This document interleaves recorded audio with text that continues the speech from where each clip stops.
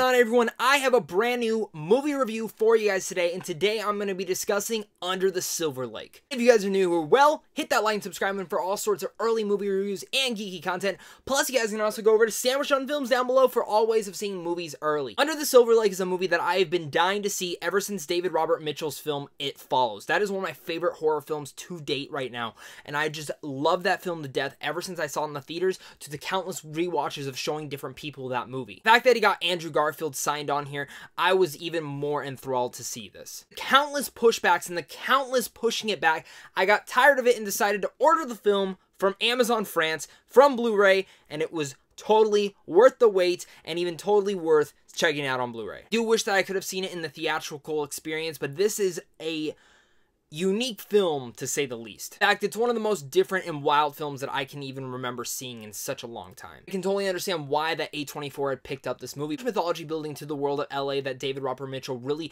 packs into this film. There's such a great and fascinating world in this movie that he really pumps out, and this film ain't for anyone. Not everyone's gonna love this film.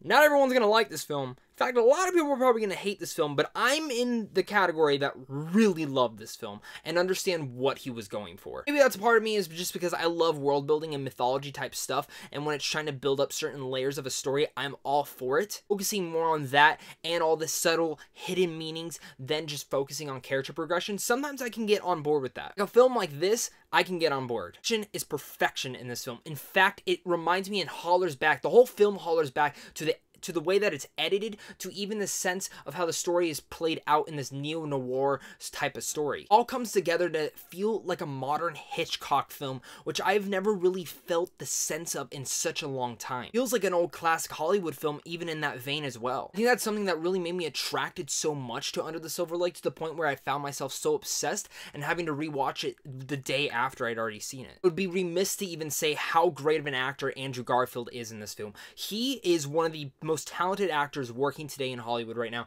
and this performance proves it even more. He has to give a very subtle performance in this movie and really play off his character in a different light, not to give off too much, but also to leave enough questions for us to understand. You're gonna leave the theater asking a ton of questions, and trust me, head over to Reddit and like dive into all the little theories and facts that everyone was getting into, because it's some of the most fascinating stuff that I've gotten into, and it's made me really contemplate certain other elements, and you'll even pick up on things that you missed. This film is layered with Easter eggs and hidden symbolism that I just absolutely dug the fuck up. This very much is a feel for Andrew Garfield's character through David Robert Mitchell's story as he's portraying this world of LA in his own eyes. Different, like I said, this film is unique to all ends, and it's weird, it's wacky, and sometimes I didn't understand everything going on. In fact, I still don't know everything that went on in this film. There's still questions that I've asked, but this is a film it is my cup of tea. I love to analyze these types of weird things, and I think David Robert Mitchell had a perfected script in this part, and in fact, perfected direction that really, again, hollers back to that old classic Hollywood feel of how editing went into this film's style and how the story structure unfolded. It's so unique, it's so different, and it's totally worth the watch. Even if you don't think it's going to be your cup of tea, maybe do give it a try. Different. That's the best thing I can say about it, but I absolutely dug this film up completely, and I can't wait to have more conversations with people after this film is released. With all that said, I'm going to give Under the Silver Lake an A. Let me know what your guys' thoughts are on Under the Silver Lake. Did you guys like this film? Did you hate it? Let's talk about it down below. How excited are you for this film? That's what the comment section is for. I can't wait to discuss this movie with you guys. So, until next time, stay classy.